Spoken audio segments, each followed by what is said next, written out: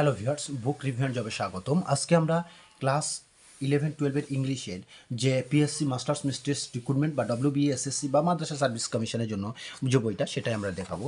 দেখো, এখানে প্রথম সিলেবাস দেওয়া আছে, তো তারপরে কিন্তু দেওয়া আছে কি না কন্টেন্টস, কত নাম্বার চ্যাপ্টারে ওই সমস্ত জিনিসগুলো দেওয়া আছে, আমরা সেটা সমস্ত কিছু কিন্তু এখানে টুকটুক করে দেখাবো। পোয়েট্রি,